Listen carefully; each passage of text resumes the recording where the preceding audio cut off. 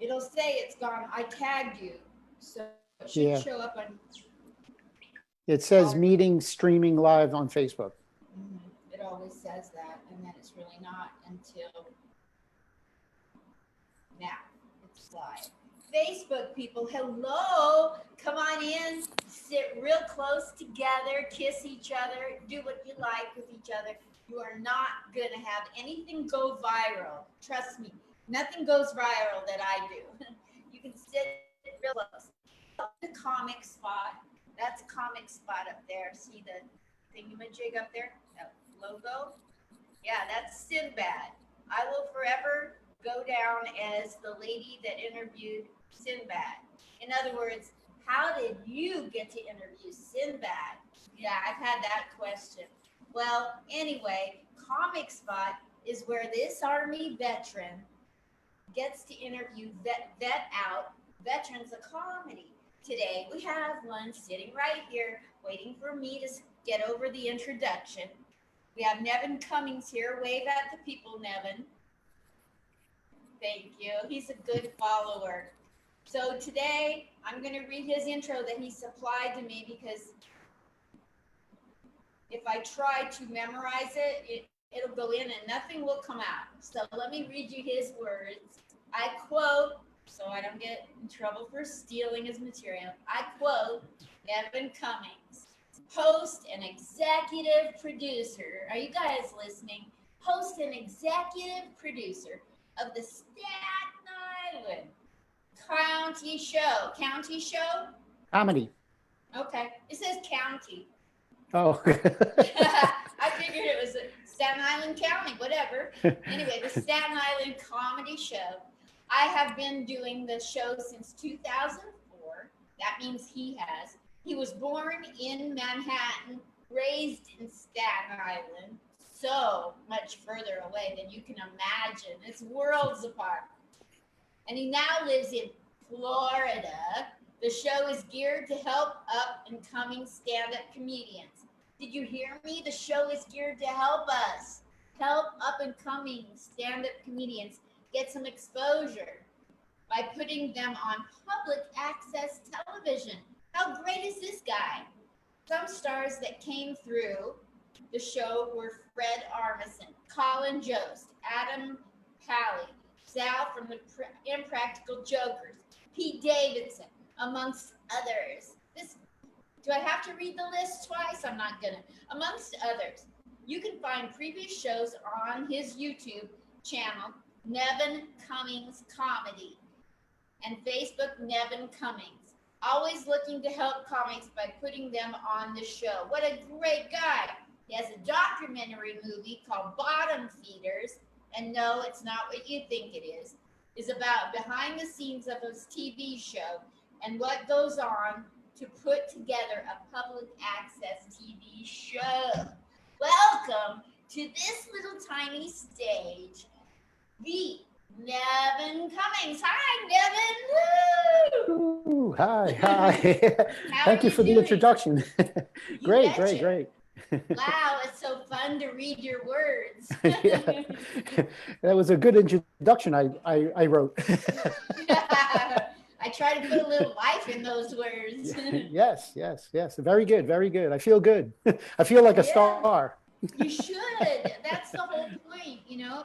I want to make you feel surrealistically elated. That's the goal. If I'm Great, not doing great. that, I'm not doing my job. I might as well stay in bed. That's right. That's right. So And you talk to were, me with that. yeah, and you were very good on the show, the last virtual show we did. And Thank you for putting me on. That was so yeah, wonderful of you. yeah. And I actually had to introduce you. So I want to talk to you about, like I've got 1,000 questions. Are you ready for me to drill? Sure, sure. They're Were you a mostly, sergeant? Were you a sergeant in the military?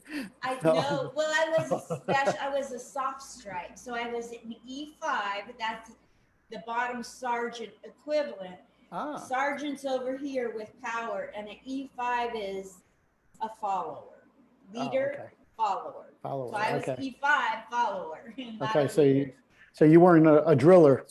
No, no, not at all. But I've had a few in my time. I'm telling you, I know how to follow orders. But the thing is that you're funny. I've seen the introduction to your show, the Staten Island comedy show. And you're so funny. And so, did your funny come out at age 2 or 4 or 6 or 8? And who do we appreciate? How early were you when you realized how funny you are? I was in my mid-30s. I decided to make people laugh. Plus, the women loved it. He's into women, you guys. So I had a captive audience. Wait a minute, captive. Me too. So, what did you do until you realized you were funny then? What were you doing? Were you a public accountant or what? Well, I was a superintendent of an office building in Staten Island. Then from there, I became a building engineer in New York City, in the World Financial Center, right across the street from the World Trade Center. I was there that day. I was a 9/11 survivor, almost perished. Hold up, wait, I want to hear about that.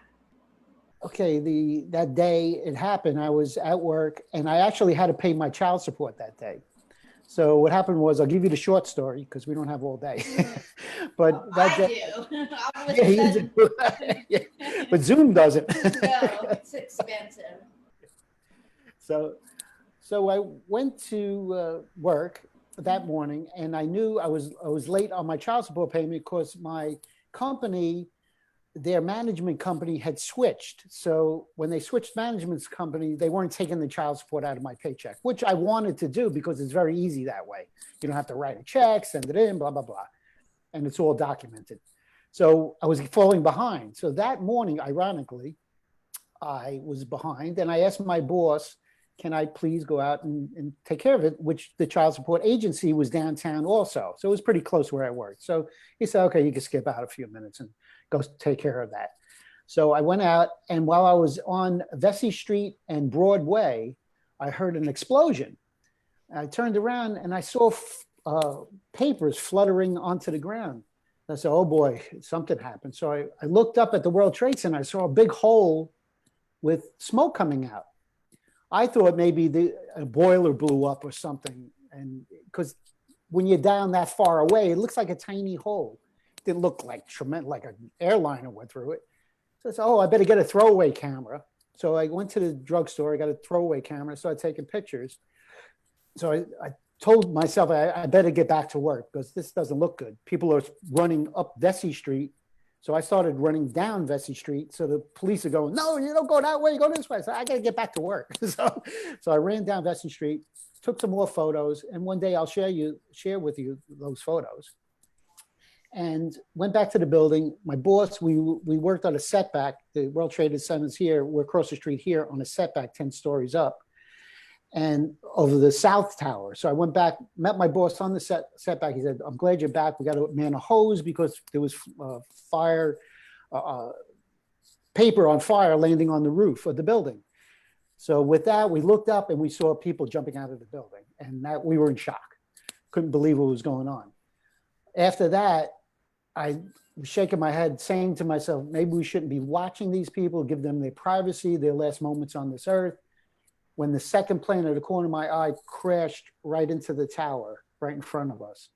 The explosion, I could almost feel, I could see the holes. I was so close to the jetliner, and I could almost feel the explosion. With that, my boss said, let's evacuate. We evacuated the building.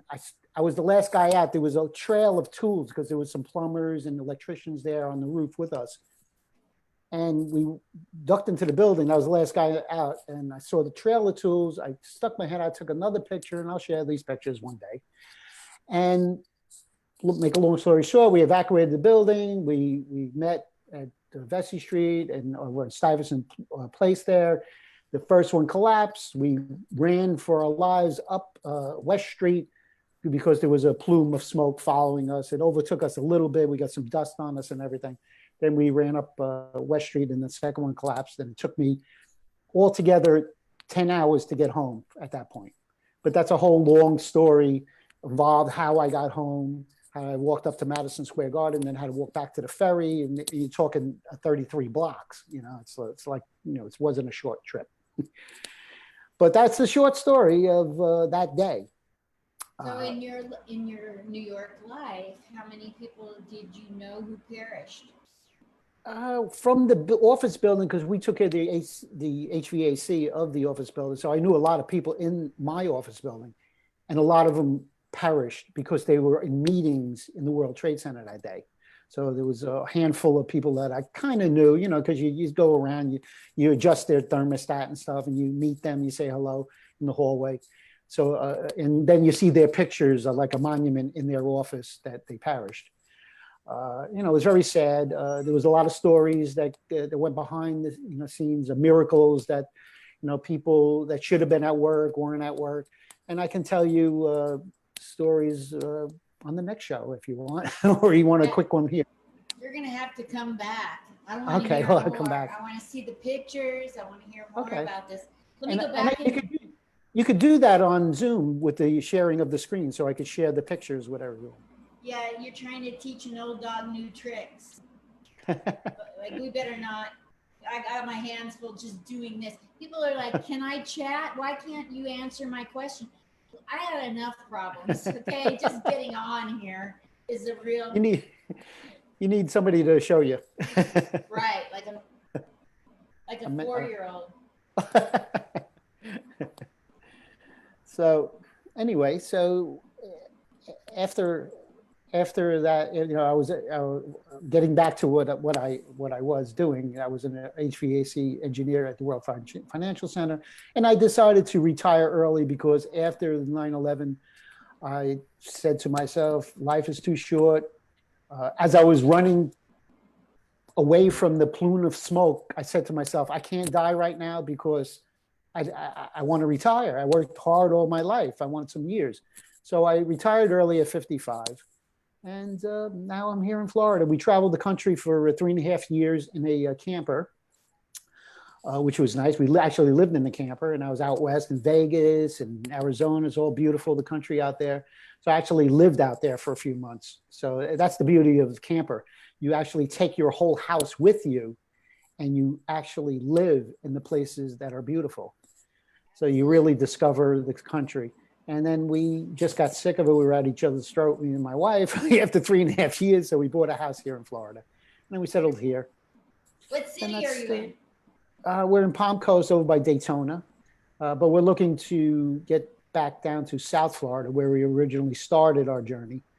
It's just too quiet here. I'm a New Yorker. I like the action. So we're going to go probably North Miami, Hollywood area with some action people and stuff. And plus I want to still do my show down there and stuff, and maybe do it in a theater and stuff, then expand. And that's where you have to go. Okay, let's go back to your childhood. Okay. I like to find out when people were first funny, who said you were, why were you, I know for the girls, but you say you didn't really come into comedy being funny till 31, but you had to have done some things where you knew you had comedy chops, but you put it on a back burner. Did you have like a scenario early in life where you knew you were funny? Well, not really. I was not a class clown. The only people that I would make laugh is the people where I would work, especially as the superintendent, because I knew all of the tenants. So I would go in and joke around here and there, and I knew they were laughing. So I kind of knew that I had some kind of funny in me, and they liked the way I told the jokes, and all my jokes are clean. So everyone loved it because they were sick of hearing dirty jokes. You hear so many of them, you're like, listen to this. And that's what my show is all about also. So if comedians do come on my show, they have to be clean. And if not, if you, like yourself, you gave a tape or a clip, I do all my own editing with Final Cut Pro, and I will edit out and censor the curse words, or cut out certain acts, because I don't want any political or racial, anything like that. I just want a clean show, keep everybody happy. I want to be neutral, because I want all audience, not just Republicans, not just Democrats, not just blacks, not just whites. I want the whole 9 yards. So what made you one day get into comedy? What was that one day, and where did you go to start?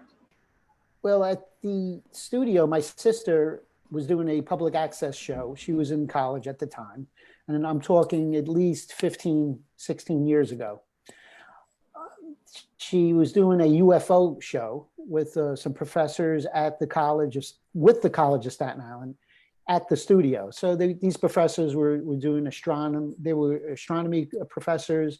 She also had some famous people like Dr. Takaku was on the show. He's one of the 7 smartest men in the world, a physicist. Neil Tyson, the curator. Neil deGrasse Tyson. Yeah, yes. He was on a number of shows. So I would go down there and watch. And one day I just said to myself, well, why don't I just do a comedy show? I'm pretty funny. I could put together a show, and we have all the volunteers here. So I took the classes and started a show. And back then it was hard because we used to do it live, and it was very edgy.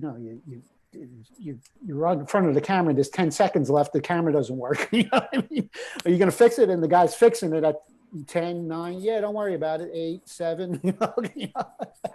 So it was pretty edgy. Those first 6 shows we did live, and then after that, I just couldn't take the pressure anymore. So we started doing taped live, and that's exactly what we do. We tape it live. So unless there's a lot of cursing or really lewd comments and all that other stuff, it will air right away. If there is, then I have to take it home and edit everything out, and then ingest it into the system and air it. But Manhattan, I air myself from down here in Florida. I upload it right to Manhattan Cable. Same thing with Brooklyn Cable, which your show is going to be aired in Brooklyn, in which it airs in all 5 boroughs on FiOS Channel 35. So I will let you know. I'll post it on Facebook when your show is going to air in Brooklyn. Wonderful. Thank you so much. So you have a show and you get cable channels to put your show on. Yes. And was that a hard process to get them to accept it? No, you just go down, and you have to be a producer, in Staten Island to get, to reserve the studio. To air shows, you have to be a producer, or you have to be sponsored by a producer. Because if you put something on that you state is not late night, and you put it on during the day and children watch it, then you will get censored. You'll get punished. You'll go in public access jail. So what makes you want to help comedians who are up and coming? Where does your heart to help comedians come from? Because I love stand-up comedians. I love the whole live comedy. I support live comedy. I love it. It makes me laugh. It makes me forget about my problems. And watching these comedians, it's really a tough line of work for them. And you know yourself, it's hard to get gigs. It's hard to get paid. It's hard to get a good audience. It's hard to produce your material. And I just feel so bad. And I watch like the stars, they make millions of dollars.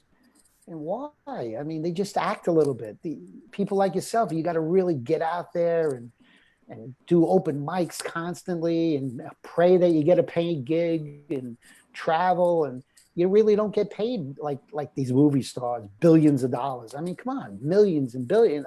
Why? They just say they read a script, they study, they act. Why can't they share the wealth with everyone else? So my show is geared to help them. I feel bad for them. I think it's a little platform for them to, other than getting open mics. It's kind of like an open mic, but with some prestige. I like to have people dress up when they come down to the studio. wear a suit, wear a dress. I just want a clean show because I feel clean comedy is harder. So if you could pull off a clean set and make people laugh, you're up there with Seinfeld, with Ellen DeGeneres.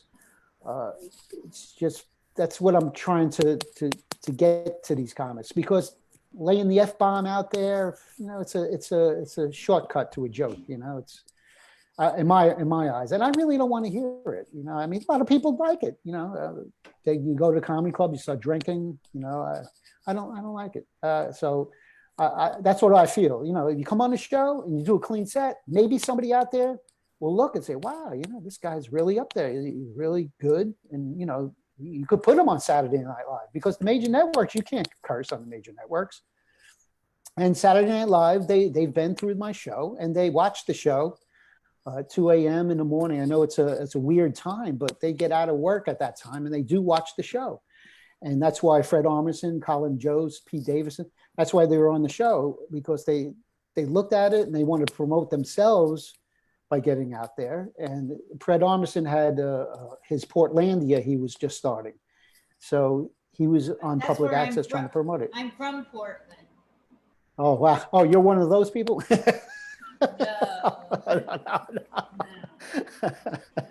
No, not like Fred Armisen. No. That show was really bizarre. Yeah. I don't think anybody exists like those people on that show. But it's a funny show. It was different. I enjoyed it. So so that's what the show is all about. So plug your show so that people will know about it. People not in New York, how they can watch it. Okay, you can watch it on my YouTube channel. My YouTube channel is Nevin Cummings Comedy, and please subscribe. Nevin Cummings Comedy, please subscribe. This is where you can watch previous episodes of the Staten Island Comedy Show. The new episodes, which I did 5, and you were on the last one, is the Staten Island virtual show, comedy show. You are on number 5. I'm doing number 6 now. That's I have the shirt on. I'm doing a skit called cold openers called Faker News. So I posted a picture of it on Facebook. You see that on my wall. So just Nevin Cummings Comedy on YouTube. Also, I post when it airs. It airs at 2 a.m.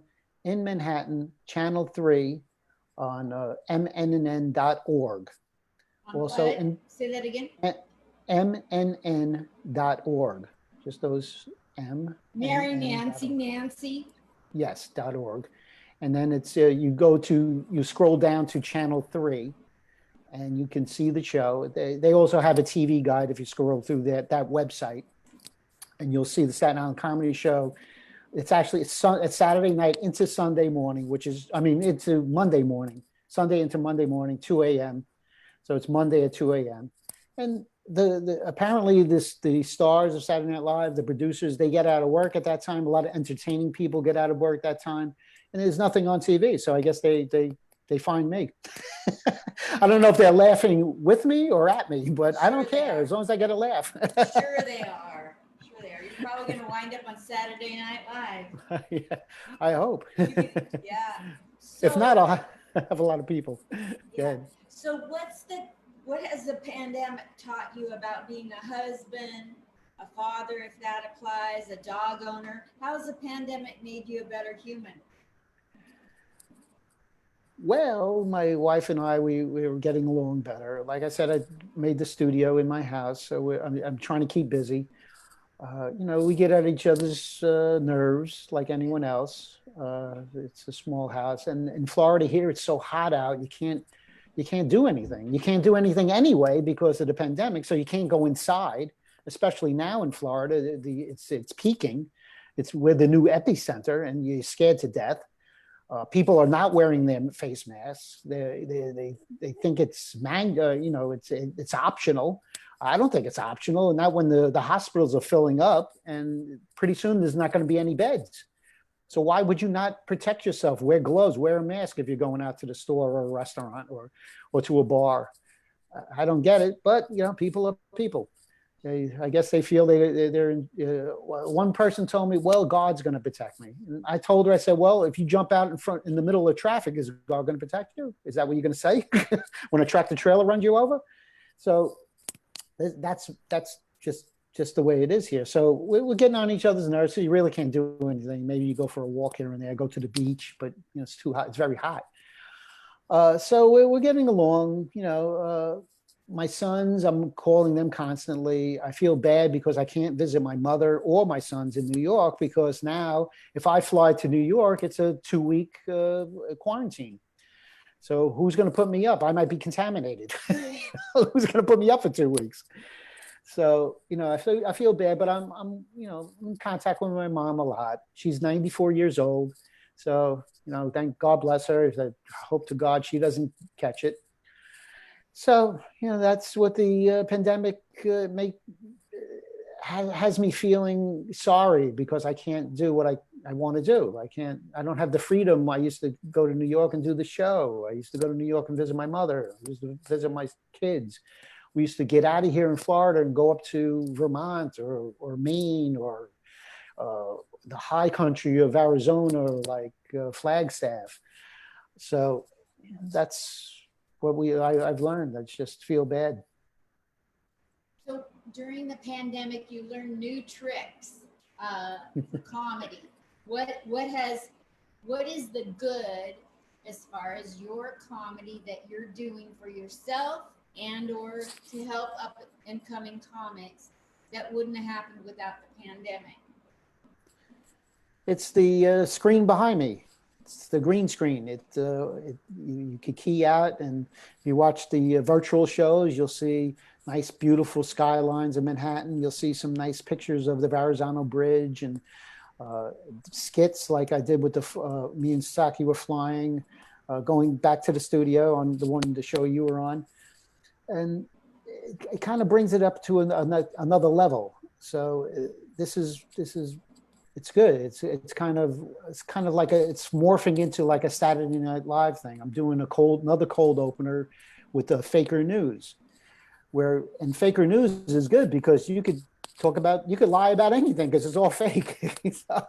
But I do put some truth into the Faker News, and also plug the shows, and it's a segue into the comedy show. So that's really it. The green screen. I got a new camera. I'm trying to learn it, and this is really hopefully getting the show off the bottom, because the name of the documentary movie, is called The Bottom Feeders. Okay, so fill us in on the Bottom Feeders now that you filled us in on the show. Okay, The Bottom Feeders is a movie about my TV show, the Staten Island Comedy Show.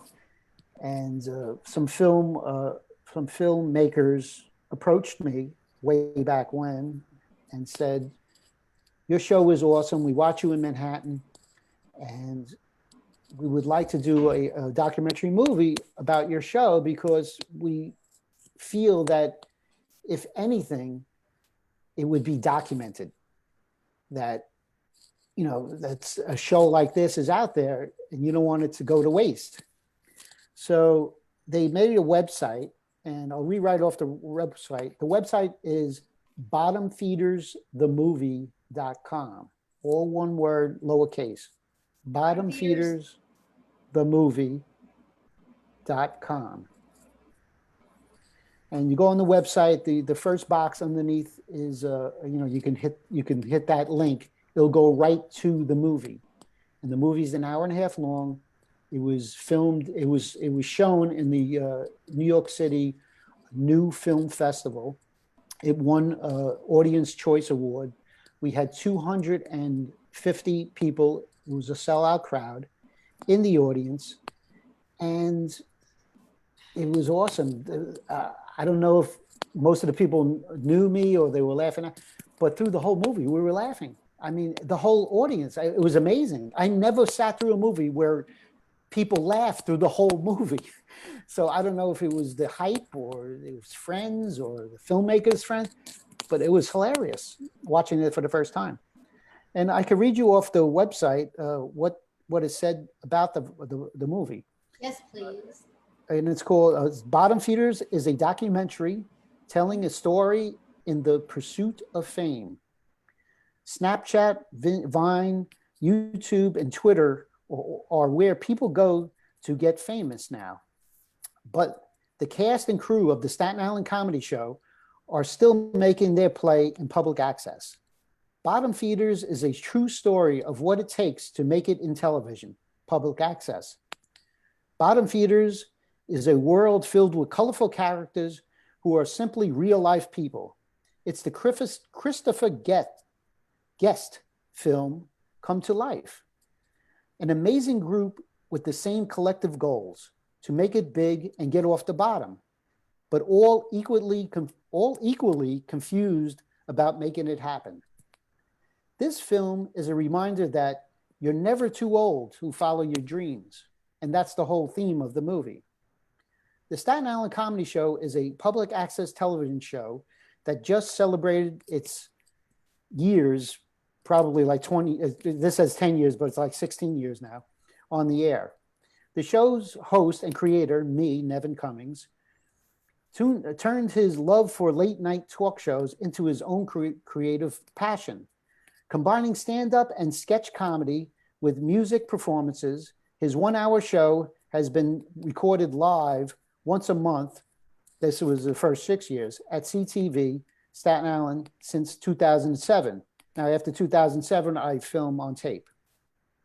Featuring local talent, the Staten Island Comedy Show has an amazing flavor unique to New York City's forgotten borough.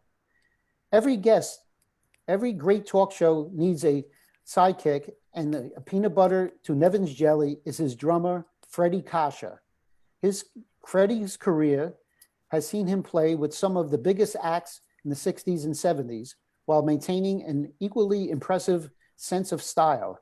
His aggressive drumming and velvet jackets are right at home on Staten Island. So he's my sidekick, and he's on every show. He drum rolls and announces the show. In the beginning, you noticed on the virtual shows, he's in the beginning. Bottom feeders is often used as an insult in everyday life. It is a term of endearment shared by the cast and crew of the show. Collectively, this gang of misfits hope to one day swim up to the surface and take their place next to the big fish in television. So that's exactly what the show is about. And that's why we use the term, while we're filming, we use the term bottom feeders. You're a bottom feeder. If somebody makes a mistake, you bottom fed me. So instead of, so that's where that term came from. And Fred Kasha, I knew him. He wasn't on the first couple of episodes. He started like the third episode. I met him at the studio, and he used to play in the Shooting Star Band. He opened up for pretty big named acts like Bo Diddley, Tiny Tim. Remember Tiny Tim's Tiptoe Through the Tulips? And, yeah, and he had a funny story with Tiny Tim. He said that Tim wouldn't get out one day to perform, and if he didn't perform, Freddie, as the opening band, wouldn't get paid. So he had stage fright. So Freddie had to go in and grab him and said, "Tim, you got to get out there because I don't get paid if you don't perform." He goes, "Okay, Freddie." So he took him by the arm and they tiptoed right on stage. Is that where the song came from? No. He was famous before, that one time, but Freddie opened up for him that time. And, I forgot some of the other people he played for, but he played for a lot of big acts. So Bo Diddley, and like I said, a lot of big. His name of his band was the Shooting Star Band. Oh, so I have a question for you. Sure, go ahead. I've been online close to 50 minutes, so I cut it short. But before you go, I want two things from you. I want you to tell me anything that you'd like to say in 3 or 4 or 5 minutes that you haven't said, and I'd like you to answer the following first. When will you know that you have left a legacy that you want to leave? It's when I can pay the comics to come on the show. Nice.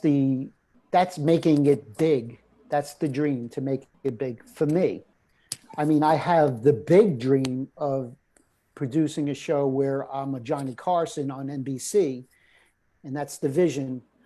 And that would be the end of my movie, would be me going backstage, coming out on stage and looking in the audience and say, welcome to the Staten Island Comedy Show. We're going to have a great show for you tonight, so stay tuned, and then cut.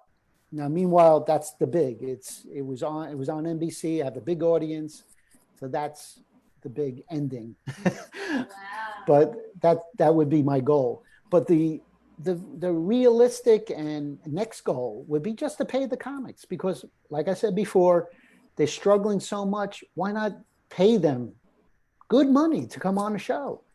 You know, even if I don't get paid, you know, I could use money like anybody else, but why not? I mean, I don't need it. I'm not starving to death. Let them come on and get paid, pay them, and maybe do a show live somewhere. Another goal of mine is to be in the St. George movie theaters, an historic movie theater on Staten Island, which holds 1,800 people. Colin Jost did a show there. He did a benefit for the Staten Island Museum. I was thinking about doing a benefit there also. And to do my show actually on that stage, because that's the big stage of Staten Island. And to do my show, film it on the stage, and then show the Bottom Feeder movie after I film my show in that theater. So that would be another goal. So that's when I know I made it where I want to be, and that would be my legacy. I love your heart and your heart to help others. You know, I think our hearts are connected in that regard. And I love people who don't have hard hearts, haven't gone through life, been knocked around, and only care about themselves. I have trouble relating to that. You know, like, no matter how much you get knocked around in life, when you start looking at how you can better other people's lives, your life exponentially goes places. Yes, somebody once told me, if you adopt a child, it really brings you so much luck. And everyone I've known that adopted children, their life, they just prosper. It's just amazing when you give, you know, your life and help others. Wow. I'll be right back. I'll go get one. Okay. I'm working on my act out. So that was terrible. I know. So what would you like to say in closing? Anything you want to talk about that you haven't said yet about anything? Unless it's political, I don't want to hear politics. Yeah, no political. Like my show, I'm like you. I don't need any political stuff. It's just, you know, everyone tune into my show. I'll make you happy. My YouTube channel, right on the top, it says these videos will make you feel happy. Thank you. And if you watch the shows, it'll make me feel good. If everyone leaves a comment, that will make me great, because then I know I'm on the right track, and I did make people happy. And I know you left a comment, and that made me feel good. Also, just remember, everyone out there, that laughter is the best medicine. So no matter what, keep laughing, because when you're laughing, you forget all your problems. And that's what I love about stand-up comedians, because when you're laughing at a stand-up comedian, you're not forgetting, you're not worried about anything. You're laughing. You're not remembering your problems. That for that moment, for those minutes, you're laughing. It's wonderful. It's great, you know. So that's what I go by. Laughter is the best medicine. My thing on Facebook underneath my picture on my profile is, you must be the change you want to see in the world. And that was Gandhi. And that's exactly what I'm trying to do, to change television, bring out comics that are up and coming. And these people don't have millions of viewers, don't make millions of dollars. So that's what I go by. Also, the last thing I go by. You're such a doll. You're such a bright light. Oh my God. Thanks. And then one thing I always go by, it's from the movie Castaway. And Tom Hanks, he survived 4 years on a deserted island by himself. He was going crazy. He finally got rescued. and he was in with his ex-wife, which she got remarried. And his ex-wife told him, "How did you survive for 4 years by yourself? Didn't you go crazy?" He said, "I just kept saying one thing over and over again in my head. You have to stay alive. You have to keep breathing, because you never know what the tide's going to bring in." So that's the saying I go by all my life. What a great guy you are. I'm so honored you came and took time to be with me. Thank you so much. You Okay, guys, thank you. we gotta support this guy. This guy's for real. He had me, a nobody in Vegas, on his show. He's promoted me to all the boroughs. Everybody in New York gets to see it. Everybody in the world can go on that website. And I'm nobody. I'm nobody. And like, he really is there for the up and comings. And he's getting traction. So let's get behind this guy. Let's support him. I'll put the links up. If I type any typos or miss anything, hit me up. Don't hit me upside the head. I already had one of those. Okay. Okay. Yeah, you have to tell me that story. Yeah, I'll tell you about that. I want to book you to come back in August and do more. Okay. Okay. And I could go over 9/11 again. Yes, that would be the long version. Okay. Someday I'll tell you all about the Holocaust.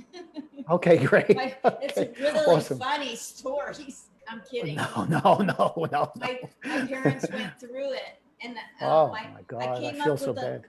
Thank you. Well, you know, when you say on stage, my parents went through the Holocaust, you lose 99 and 9/10 of the people in the audience. They did not pay for a babysitter to have you come and go through your trauma, like at a counselor or something. So Right. I thought of a way to say it that'll make them laugh. Are you ready? Okay, go ahead. So I was saying, my parents went through the Holocaust, and then they get quiet, and I go, "Oh no, it was the one that really did exist." Isn't that better? Okay, that's good. That's a good segue. Yeah, you're smoothing it out good. No, it was a traumatic one that really did happen. Yeah, right. Exactly. Wow. So that's and that is actually nothing from what I did with 9/11. What those people went through. So that was really horrible. That was genocide. That was bad. Yes. Yeah. Yes. Well, I can't wait. I'll be hooking up with you on. Don't worry, Mrs. Cummings. I mean, hooking up on this. I'll be letting you know when you can come back on, and we can go through everything about 9/11. That would be so awesome, because you're like an eyewitness. And any guest that you have on that wants to come on the virtual show, all they have to do is hit me up on Facebook and send me a clip. Can take it right from YouTube. Just you just got to give me a talent release form, a permission letter to take the video, and I'll put you on the show. So any stand-up comedian who wants to come on, famous or not, whatever, I take all. Thank you. Do you know there's probably at least 400 of them that you're going to be getting? Okay, I'll take them. I like to stay busy during the pandemic. Yeah. What else have we got? Yeah. Thank you so much. And my heart is connected to your heart. Okay, thank you, and the same here. Thank you, everybody, for tuning in to Comic Spot. And you are going to get the links right away on this post. And you got to support this guy. I've met a lot of people, a lot of schlemiels, a lot of schmucks, a lot of bozos. You know what I'm talking about. We're not going to name names. This guy's for real, dog. So let's get behind him. Thank you, Nevin Cummings. Bye. Bye. Thank you. Thank you.